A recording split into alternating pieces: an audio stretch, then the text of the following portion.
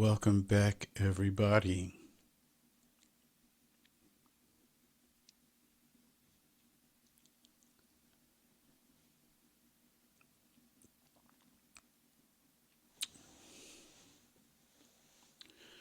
We are so tired of all of this, and we are tired in a way that sleep does not fix. Because we're not just physically exhausted, we're mentally crowded, emotionally tight, spiritually vigilant. Sometimes we wake to alerts before we wake to ourselves. We might scroll through crises, some people before your feet touch the floor.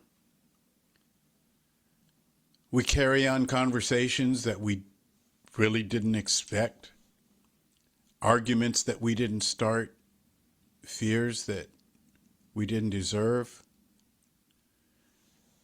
And sometimes it's all before breakfast. So let me begin. You may be anxious, but you are not failing. You may be overwhelmed, but you are not weak. You may feel the weight of the world pressing into your chest, but you are not alone. Many empathetic, thoughtful, faithful, decent people are experiencing this unease. Not because they don't care enough, but because they care deeply in a system designed to overload the soul. So we need to ask this simple question. What are we carrying that was never meant to be carried this way? History gives us clues. And I want to call your attention to one among many. And the reason I choose this one is mainly because it popped up in a novel I was recently reading. In the late 19th century, Cuba was not free. It was a colony of Spain, governed from across the ocean. Its people were heavily taxed, politically silenced, and brutalized very often. So Cuban rebels sought independence. They sought dignity, self-determination. And Spain responded with repression, imprisonment, forced relocation, violence. The suffering was real, but how it was told would change history. How it was told, how it was reported. Now, in our times, we see how news organizations are owned by billionaires like Rupert Murdoch, Jeff Bezos, along with the social media owners like Mark Zuckerberg, Meta, Instagram, Facebook, Elon Musk, Twitter. And my own view is that the purveyors of social media, that their intention is to promote disinformation because they fear the democratization of knowledge that is available, that legacy media can't control information like they once did. And now we have Larry Ellison, who along with his son David purchased Paramount, of which CBS is a part, and David Ellison has replaced top news brass with Zionists like himself. CNN and MSNBC have systematically fired pro-Palestinian voices. But back to Cuba. Back in the day, in the late 19th century, yellow journalism in the U.S. was the playground of William Randolph Hearst and Joseph Pulitzer. When Cubans were fighting for their freedom, these publishers, Hearst and Pulitzer, turned the Cuban rebellion into a daily spectacle. Stories were framed not to help readers understand, but to make them feel angry, righteous, urgent, and it sold papers. Then came the explosion of the USS Maine in Havana Harbor in 1898. No one knew exactly why the ship exploded. Investigations were incomplete and evidence ambiguous.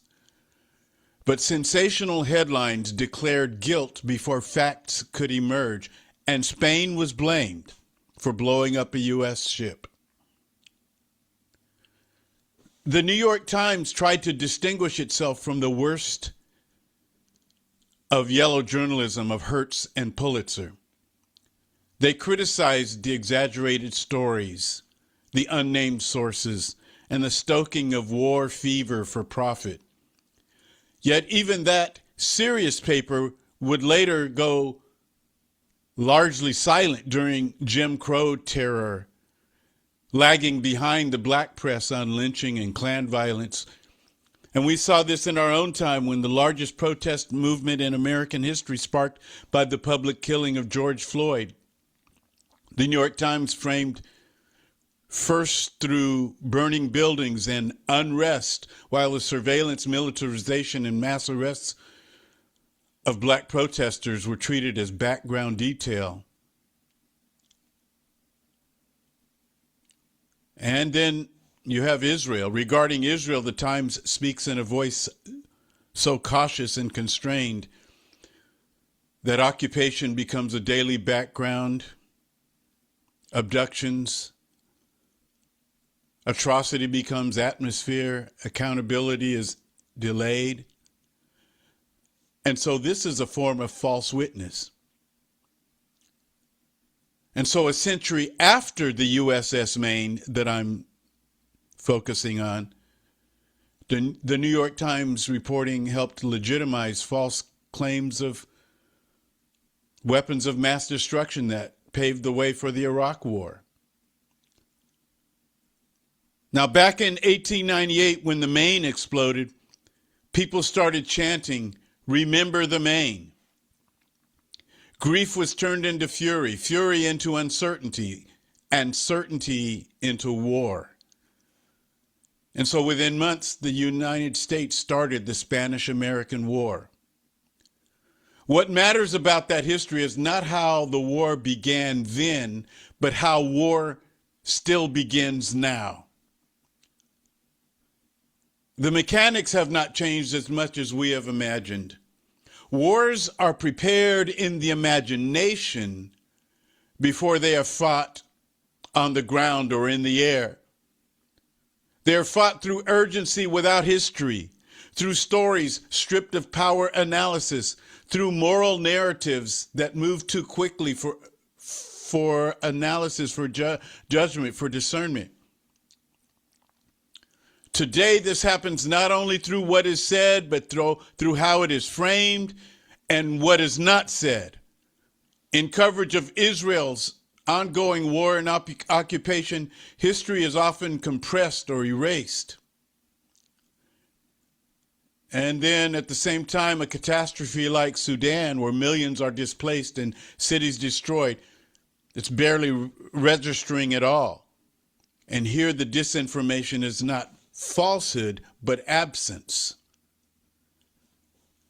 And then what about the war against the earth? Washington State is dealing with historic flooding, atmospheric rivers dumping more than a foot of rain, rivers bursting banks, over 100,000 people evacuated, whole towns cut off. And this story flickers in and out of the headlines, treated as a freak event instead of part of the long warming pattern that climate scientists have warned about for years. In Ukraine, suffering is real and aggression is undeniable, yet coverage often collapses complexity into another show that leaves little room for diplomacy or restraint. And when the United States carries out military actions in other regions, such as bombing vessels linked to Venezuela, the reporting is often brief, unquestioned, as if power itself confers moral neutrality, and the White House press corps just cows to the president as he insults them.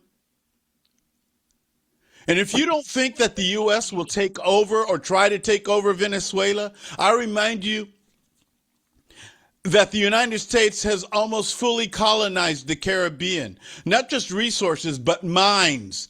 And please don't forget Ronald Reagan's invasion of Grenada. It's the same colonial sense of paternalism that seeks to save Nigeria. So this is how false witness operates in our time. Not always by inventing facts, sometimes, yes, but by shaping perception, deciding what is urgent, what is invisible, what is normalized, what we're overwhelmed by, so we just stop asking questions. And once again, urgency does the work. And we're told that there's no time for history, no time for context, for nuance. And then we remember the way of Jesus. In Jesus's moment, when crowds were inflamed, he slowed the moment. When violence felt inevitable, he refused its logic. When urgency demanded allegiance, Jesus asked questions. He didn't deny suffering, but he would not allow truth to be rushed into a weapon. And for hearts like ours, for hearts that, that can be anxious, this is important. Because let me hear your heart. Remember, you are not required to form an opinion on every conflict at the speed of the news cycle. You are not obligated to repost outrage without understanding its roots. Sometimes to be faithful means to slow down, slow the story down, to ask who benefits from urgency, whose humanity is being lost along the way. This is discernment. It is a quiet refusal to let fear prepare the ground for war again. Because this is how war often begins, not with discernment, but with stories told too fast. Information in our times, it's different from when the USS Maine exploded. Information no longer arrives once a day. It arrives constantly through screens we keep within arm's reach of our bodies. Social media rewards immediacy over wisdom, reaction over reflection. Because fear still sells, outrage still mobilizes, velocity still outruns context. And the result is not just political confusion, but spiritual distress.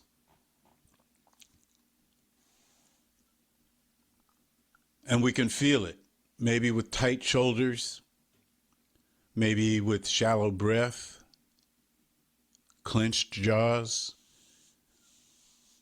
restless sleep. But this is not a personal moral failure. It's a predictable spiritual consequence, even an engineered spiritual consequence. And this is why the way of Jesus matters. It's not about being religious. You already know Jesus didn't come to convince people to be religious. They already were. The way of Jesus is formation, counter-formation. He lived in an empire that ruled through violence and fear, where rumors spread quickly, crowds gathered easily, executions were public warnings. And Jesus knew what panic looked like and how stories could inflame crowds and turn them toward violence. And again, his response was the same. He slowed the moment. When crowds demanded signs, Jesus refused them. When leaders tried to trap him with loaded questions, he declined that false choice. When people tried to force him into the role of a political savior, Jesus withdrew. He said things like, "Do not be afraid," or "Do not worry about tomorrow," or "Why do you look at the speck in your neighbor's eye while ignoring the beam in your own?" These are sayings that are acts of resistance against fear-based control. At one point, Jesus stands before a governor who represents imperial power, and Jesus refuses to perform, refuses to defend himself with slogans, refuses to answer every question. Instead, he asks a question of his own: what is truth? And Jesus doesn't shout the answer, because truth is not propaganda, not urgency, not certainty delivered at rapid speed. I don't know about you, but I'm amazed, when I see these pundits talking at the speed of light. But truth is something you receive, something you live into, something that takes time. And Jesus says, you will know the truth, and the truth will make you, This matters because what we repeatedly consume becomes how we see. If the stories we carry leave us always anxious, suspicious of our neighbors, judging them, certain that despair is realism and cruelty is clarity, something is off. And if your mind is constantly flooded, you can't discern. People who train themselves to react cannot easily love. And Jesus never asked us to be constantly on the alert. He understood that life has its ups and downs. It's okay to rest. Remember, taking a moment to breathe and relax is part of living a faithful life. He told us to love our neighbor. Blessed are the most informed, something Jesus never said. He blessed the peacemakers. He never told his followers to carry the whole world in their nervous systems. He told them to lay down their burdens. Come to me, Jesus said, all you who are weary and carrying heavy loads, and I will give you rest. So please hear me out.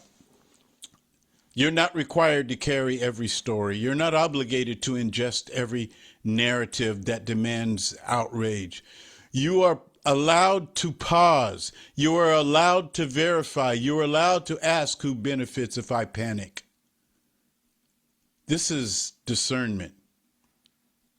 It is refusing to let private power hijack your imagination. It is refusing to bear witness in your body through anxiety.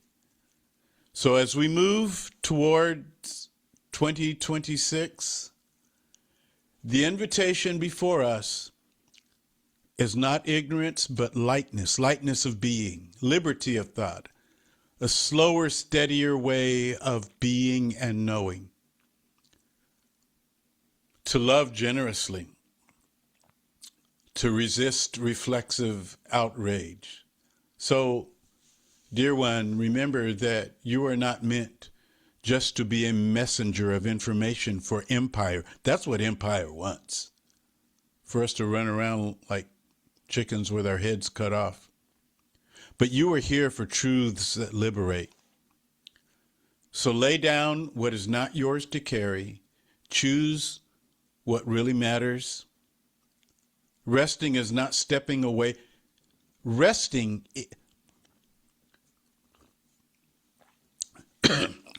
is not stepping away from the mission. Resting is part of the mission.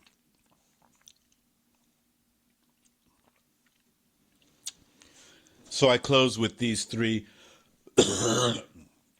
recommendations: practice prayer, mindfulness, stillness, experience nature, and find face to face communion with like minded persons. I don't know, that might mean just stopping to have tea with somebody, scheduling it.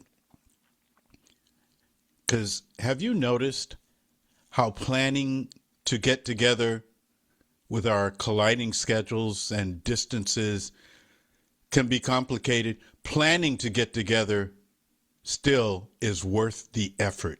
Your soul tribe, your chosen family, your Sangha.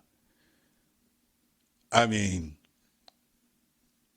where two or three are gathered in my name, there I am in the midst of them.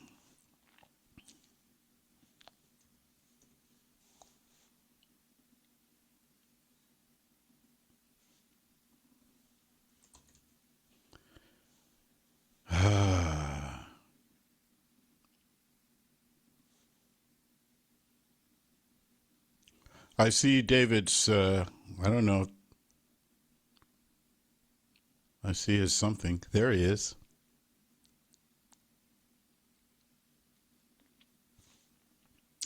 And we have Robina.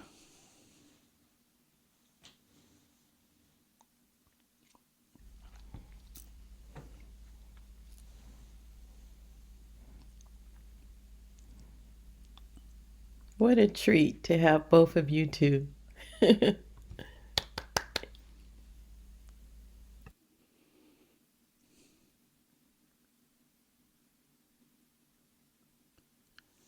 So, David, I'll let you go first.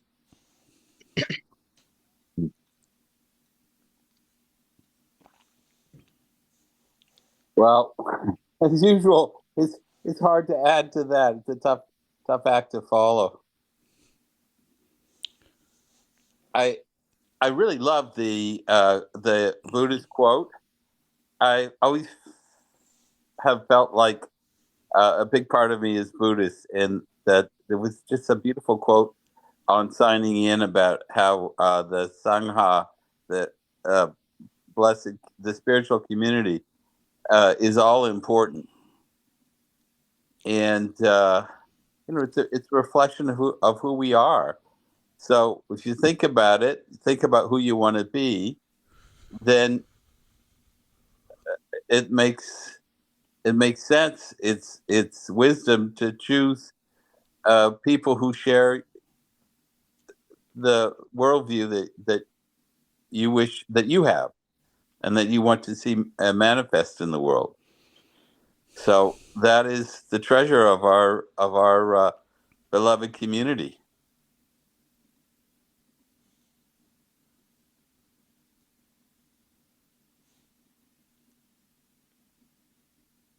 I'm on a cell phone here. I don't know if I can see everybody and see who's got their hands up.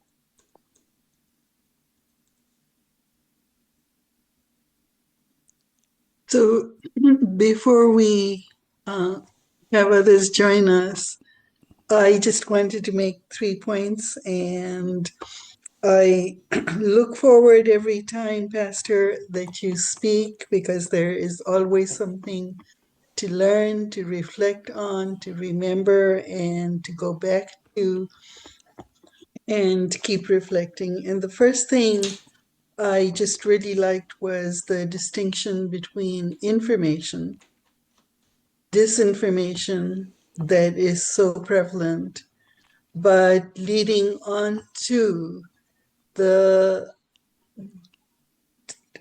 attempt to have knowledge rather than in wisdom.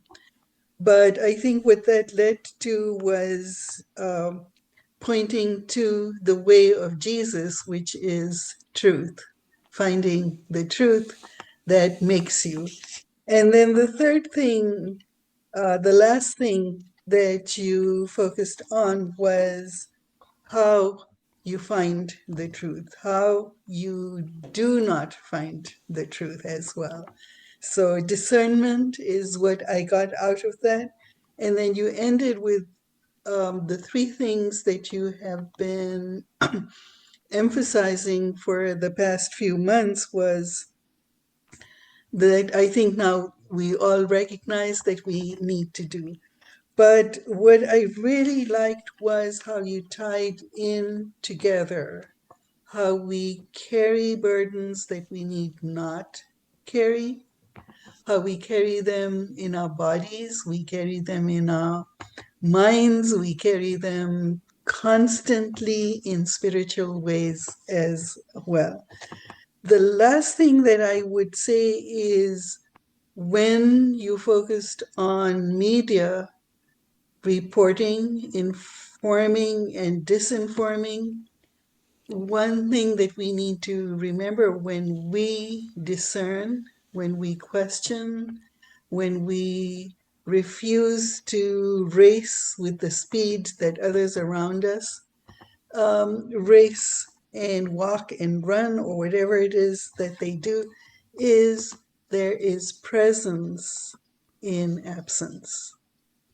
We may not be mentioned, history may distort, but what it leaves out, which is what you referred to, there is presence in that absence. And so thank you so very much. And I see now that people are beginning to raise their hands, so I'll stop here. And David, I see I see Mr. Clint. and Mrs. Allen. Yes. Thank you, guys. You know, critical thinking. This is a great time and age for critical thinking and making that an attractive thing. You know, it's just like recovery. Spirituality is an attraction, not promotion kind of thing. You know, I find people just like you were saying, David. You know, there's this like-minded group we have here, but there's same grouping in the other direction. Julia was just saying that. Fox News, man, let me tell you something. I've noticed this. If you go into certain places of business, they'll have news on. I'll base my business on what they kind of news they do have on. You know, if you come to certain spots here, it may be sports they have on or something this, something that. You know, we stopped by to go have a burger on our way home. And me, her, and her dad, and I noticed on the TV about halfway through the meal, they got Fox News on. Here's the problem. Some people don't critically think beyond that. They accept what they see, and that's just it. So if my thing that I've been doing, and I've realized this is because I look like a redneck, you know, I can't help that. It's just my complexion. But what I do is I change my attitude around other people of similar complexion. Clint, you look like our brother. Right? Exactly. Yeah, you see, but see, we're like-minded people. We understand, you know, and here's the thing. If it was anything I learned from that little experience over there at the base last month, it was this. I was unexpectedly surprised in a positive manner by the response of people who I looked at and assumed negative of. Yeah. But their response was a positive one. Yeah. With negative ones, but the overwhelming majority was positive. So, you know what? If the media won't tell the truth yourself. And that's just my little 2 cents. Well, it gets back to trying not to be judgmental. And I have to tell you, I struggle with that all the time. I share your delightful experience at being pleasantly surprised at people who I sometimes sell short and feel like, oh, they're not going to be on board with the views that I espouse. And turns out they are. And it goes the other way too. Sometimes I have interactions with people who I'm sure that we're not on the same page politically, but I, I I'm blessed to see a spark of their humanity as well. Bonnie has her hand up.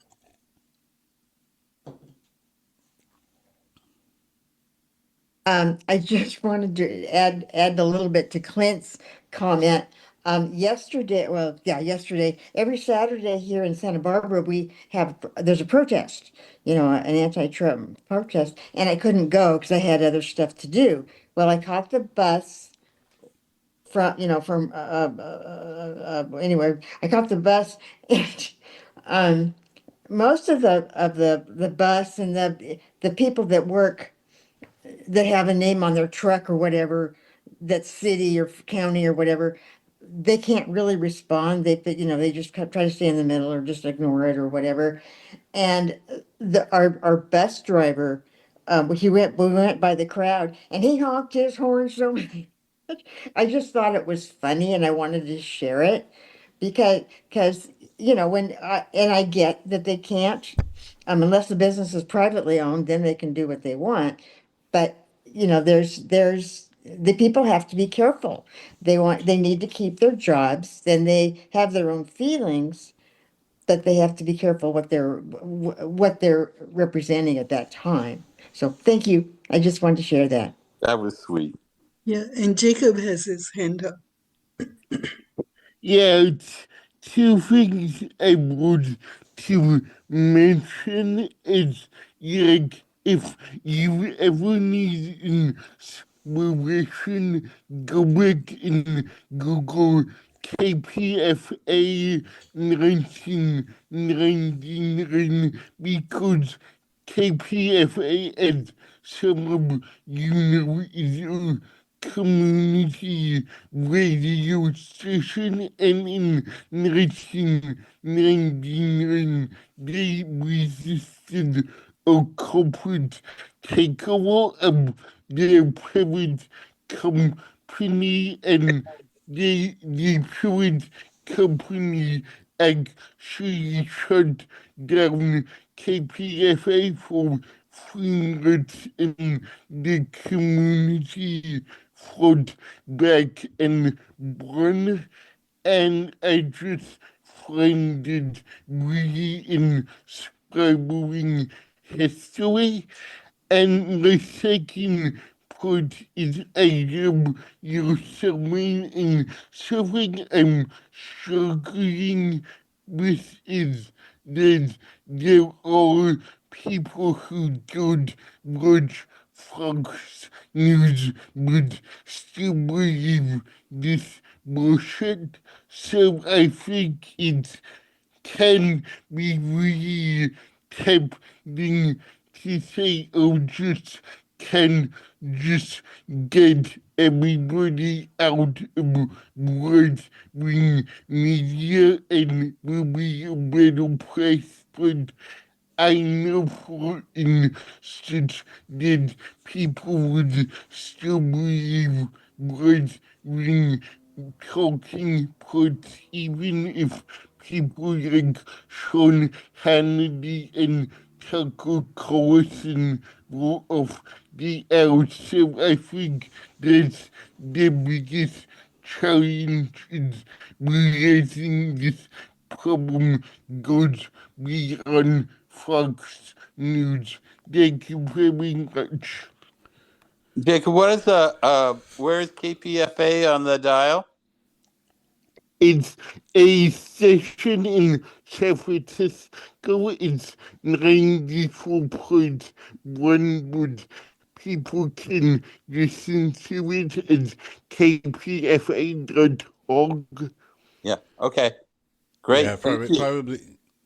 Yeah, it's probably easier to go online. Stream it. Sometimes the signal doesn't get here, but if you go to KPFA dot, and I will say, Jacob, I think you know that we can vouch for KPFA much more than we can anymore vouch for KPFK, which is hot and cold. You know, I mean, you just don't know what you might get there. But yeah, and while you're on that, there are, we all have our sources, we that inform us, that inspire us.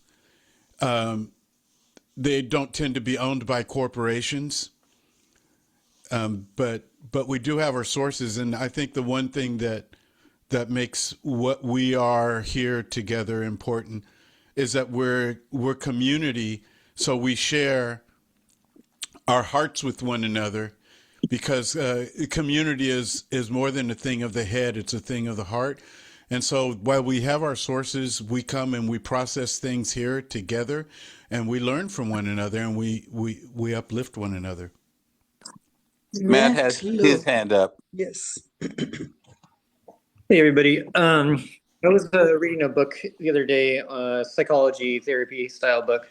It was on attachment. I'm not a huge attachment person, but what it did do is it confirmed a revolutionary that Paulo Freire. He says, I often say that he says that we can move from one fundamentalism to another fundamentalism, and it's rooted in the same fatalistic outcome.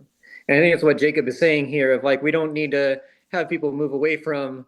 Well, yes, we need to have people move away from Sean Hannity and Tucker Carlson, but the world is not going to be better if we just have people stop watching Sean Hannity and Tucker Carlson. We need to deal with this with the fatalistic foundation in which like this news, like you can move from the conservative side to the other end, but it's going to have the same fatalistic outcome of exclusion, othering, isolation, individualism, exploitation, all the things. And so what I hear in that and what Paulo Freire in this attachment, healthy relationship, trauma-informed perspective says is that we need to push into the subjective experience. And both Paulo Freire and these people studying healthy relationships said is that the subjective experience is going to be the thing that liberates us relationally and socially. Paulo Freire calls it we need to move out of the banking model and into the subjective experience and really informing our, I mean, we can call it critical race theory, just critical theory in general, and asking why, asking when, asking how, and asking who, and then asking what. The thing is we try to conquer the what, and that's what the news people try to do. And so we need to ask what last and ask more about, who's being impacted? Why is this going on here? When did this start? Why do we think this is happening? And then what happened? And the same thing for parenting or healthy attachment is like, I see that you're hurting. Let's tell me where that's coming from for you. What's your experience with that? Why do you think that's happening? And so we can really understand that the micro experiences of these like one-on-one relationships and healthy attachment and healthy relationships is really, just foundationally rooted in pressing in and training our social systems to embrace the subjective experience. So. Ooh, thanks for that, Matt. Matt, I have a footnote for that. It's not exactly the same thing, but it's a kind of a related tangent. And maybe you have some thoughts on it. I'm cautious about the politician who speaks out against Israel's atrocities, but never speaks up for Palestinians at the same time.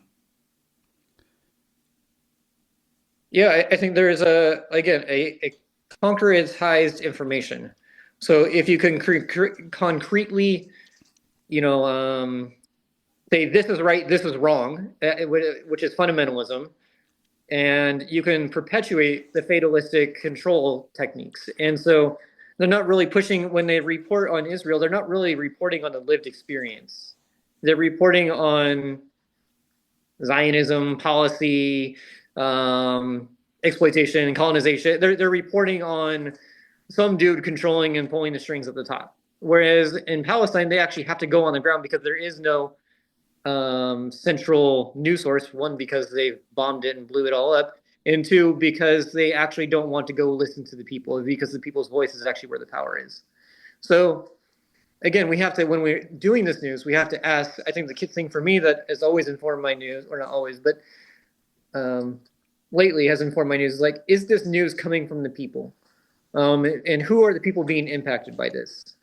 And so, I even shared some fake news of reason that somebody's like informed me about. I'm like, but it seemed to like uplift the people, and it seemed to be centered in supporting the people, and it really didn't. It was still fake. And so you really have to, for me, you really have to analyze who is being supported here and who is saying this. So we have to even have more nuance in our news these days. I supported something about like Stevie Wonder opening a hospital, and then somebody informed me that it's like it was an AI thing. I'm like, dang it, like, yeah. So, anyways, that's my little 2 cents. Or I guess I could say that's my $1 million bucks. Julius. Good morning. Morning, everybody. Beautiful message once again. But I have to comment on just how we started out the service today. The cruelty of the ICE actions on Christmas Day. But it's symptomatic of how whiteness, white supremacy, white nationalism, and empire work. The cruelty is a feature of the system. Not a bug. The cruelty is a feature of the system. It's meant to dehumanize and demoralize. And those who are familiar with the experience of Africans in this hemisphere and the experience of indigenous peoples in this hemisphere understand that the cruelty is a feature of the system. And we must remember this is the president that styles himself as a budding Nobel Peace Prize That's a candidate. laugh. And it's not a laugh because, again, hypocrisy, mendacity, and arrogance are features of the system. So the beauty of the great white hope in the White House is all of the contradictions and elaborate myth making are being revealed to those who wish to see it. Right? So on Christmas, the Christian nation launches a military attack on the authority of the budding Nobel Peace Prize recipient on an African country called Nigeria in order to save, presumably, Christians. Again, cruelty is a feature of the system. And I always say this is class warfare. The folks that are being picked up in Santa Maria, Miss Juana Flores, these are working class people at the end of the day. They are not going through Beverly Hills. No, they're not. Knocking down doors, checking people's passports or papers, and arresting anybody on site. They're not going through Manhattan, through the high rises, the penthouses. Right? It just so happens that the predominant, disproportionate numbers of folks that are in the working class in this country are Black and brown. This is a class struggle, but race is bound up in it.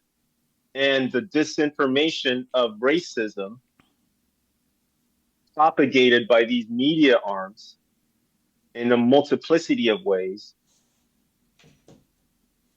reduces our ability to form solidarity with our white working class brothers and sisters who would rather join forces with the billionaire class to the detriment of themselves and the rest of us. That is very cruel. But again, cruelty is a feature of the system.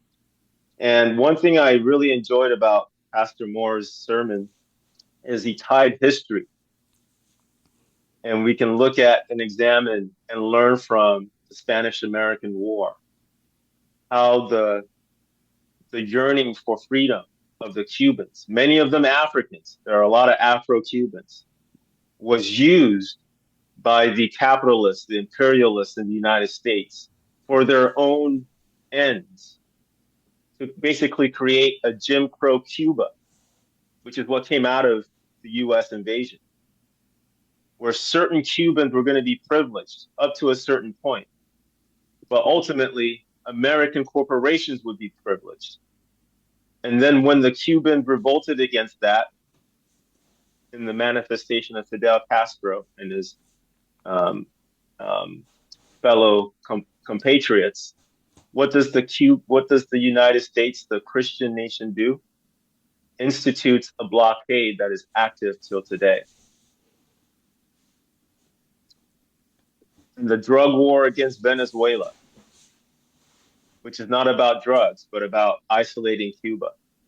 The bombing of Nigeria, which is not about saving Christians, but about containing the Sahel states.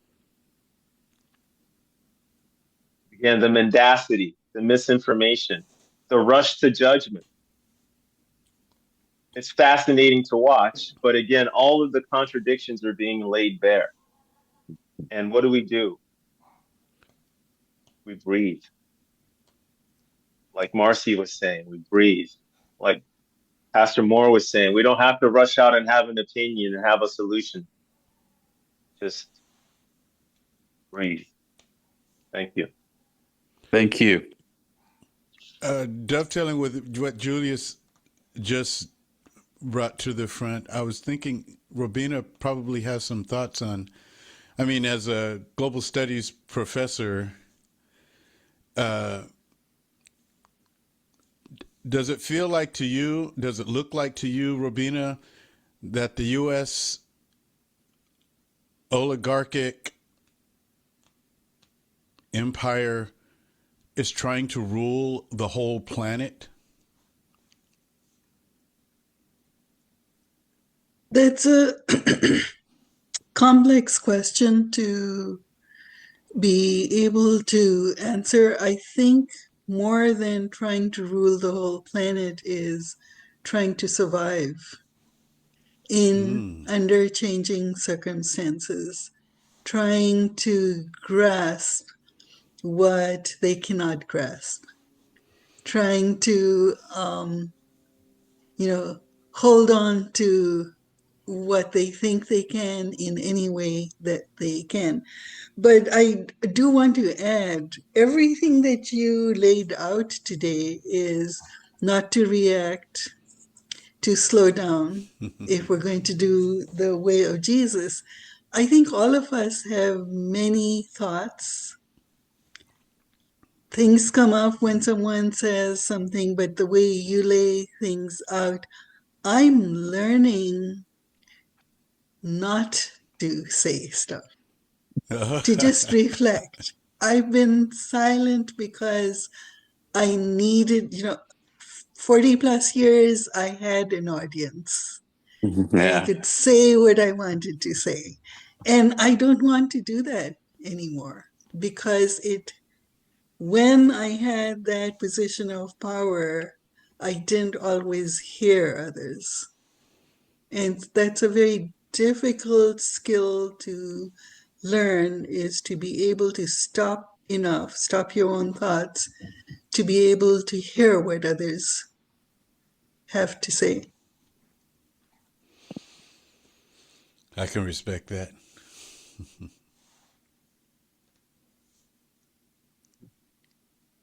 Yeah. I'll just say the reason that question came to mind is because of what Julius was saying about the effort to basically subdue the Sahel, that block of African states, and you tie it to calling out South Africa for a white genocide. I mean, there's a lot of suspicious stuff going on. There's a lot of mendacity. what's A lot of going on. mendacity, and the thing is that we know that the right wing in this country, its primary foe has been the competition from China, and all right, But they can't stop China, so they got to beat up the little people. It's the big yeah, that's bully. what I'm saying. Yeah, Yeah. You can't stop China. Yeah. What are you gonna do? Invade China? You can't invade China. So what are you gonna do? Well, you beat up Venezuela. You beat up all the little guys, and you make yourself feel so tough and powerful. yeah. Yeah. Because that's a Christian thing to do, right? Beat up the Yep. little people. Bully. Yep. Can I say something? Yes, ma'am. Yes. So I, I know the question was posed to Rabina, and Rabina, I literally love every time I get the opportunity to hear you speak. It, tus palabras son como miel, uh, like honey. Everything you say resonates and is of such substance that I feel like you never waste a word. And when I listened to you, I lowered my hand because first of all, the question was to you, not to everybody, even though I wanted to answer. And then when you were done speaking, I was like, I should just not say anything. But I just wanted to add the little tidbit that um, I agree. It's a very complex question to address in its entirety. But to put it simply, I think it's more about polarity and the United States acknowledging without acknowledging that they are not the dominant, that they had been the hegemonic leader globally, and they have slept on China for decades, and China has been like a rocket ship. And I think that with the administration in power, not just the psycho, but all of the minions who are, you know, the fuel, the gas for him and people like him. They are happy to revert to an era of dominance, of bullying, of stepping on and killing people with impunity, and the perspective seems to me to be one of, y'all could do that shit over there and we're not going to care because we want to do whatever the fuck we want to do too.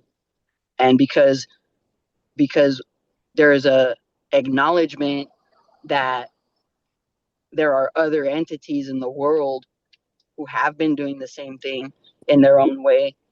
And um it's not, they're not, we're not in a, I say we because this is my country, right? But um the position is not one in which you can anchor yourself and say we're going to be the global leader, because you're not, and you've been in decline, and it is so obvious to anybody who isn't in a silo only understanding what's pushed here in a media agenda. And and so that's, I'm going to stop there and just kind of cycle back to, I think it's more about polarity. um yeah, it's so much reversion to to what so many people have fought so hard for generations and decades and centuries to overcome. And you know what? We will. We will. You know what, Hasmin, as you were talking, I think I could have framed my question differently, better, but I said the U.S. related oligarchy being empire, because the players aren't even American. I mean, Right, Peter Thiel, right. Elon Musk. We're dealing with people who aren't even citizens, or at least haven't not not born here. They they're from other places, but they're the parasites. They found a host. Yep. And they Yeah. have so much, so many resources, I'll say, because it's not just the money, that they have positioned themselves as exempt from nations. And the same way that we as a country, right, disregard the realities, complexities, um, and existence of folks here and all over the world, and spit and step and kill people um, in all kinds of different ways, because policy will tell you how and what is in the minds and hearts of the people who legislate and who execute, such as fuck Marco Rubio. But um, the folks that you're talking about, they have positioned themselves to be exempt from slash above the realities that everybody else is constrained by, or if not constrained by, what's used to delegitimize, to other, and to put somebody in a position where their validity is questioned by folks who choose not to explore and understand. Well, we probably should go ahead and bring Margie on to lead us in communion. We could keep going, but Thanks everybody for all you shared. I'm actually going to the gallery view because I want to like imagine that we're at a table together, like how the first communion really was. And so if you guys can, if you're not on your phone or whatever, and I just want to go back to the very first song that we heard, where the Be Love community, that challenge, let our minds be love, let our hands be love, let our hearts be love, and that Pastor Moore's message was focusing on Jesus, the way of love. He brought a gospel of love, different. And I liked what Robina shared about for us to listen more and to hear, tying with Matt said, others' subjective experience. So I just want to encourage everyone and pray that the Holy Spirit would speak to each of us individually about what area is He calling they, she. Is God calling each of us to be the love of Christ just in our lives? So I'm going to just, everyone gather your elements, and I'm going to share a Eucharistic prayer from a man named Kirk Struckmeyer. I just loved how he said he wanted to reconstruct the prayer of the Eucharist prayer around the way of Jesus, which was the way of love, which is so cool that that's what Pastor Moore was speaking on today. So I'm going to read the prayer. For the gentle power of love in human life and history, we give thanks and praise. Long ago, our ancestors knew love's power, and they became the tellers of love's tale. Love bound them in covenant, gathering them in community with compassion and concern for the poorest among them. Yet centuries of domination and violence shaped a different kind of community based on selfishness and inequality and the lust for wealth and power. In the struggle against oppression, Jesus became the face of love, showing us the way to abundant life. In word and deed, he announced love's new reign of justice, reconciliation, and peace. Filled with the courage and passion of love's spirit, he gave his life to challenge the unjust systems of the world. And on the night of his arrest, as he shared a meal with his friends, Jesus took bread, gave thanks, broke it, and gave it to his followers, saying, "Share this bread among you. This is my body, broken for justice. Do this in remembrance of me."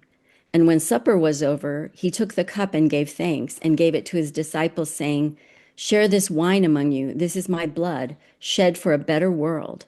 Do this to remember me." And blessed are those who hunger and thirst for justice, for they shall be nourished. God of love, spirit of compassion, bless us and the items we've chosen to represent your body and your blood, this bread and wine. May this meal be food and drink for our journey, renewing, strengthening, and sustaining us. And when we eat this bread and drink from this cup, we remember the life of Jesus and dedicate our lives to his vision of a world where all are fed with dignity and hope. So let's take the elements, the bread of life for all who hunger, and the cup of compassion for a broken world. And we pray, Lord, may this meal nourish us and refresh us. May it strengthen us and renew us, and may it unite us and keep us in God's gracious love now and forever. So, God of love, we give thanks for you satisfying our hungry hearts, and send us from here to reveal your love to the world. Inspire in us the resolve and the courage and the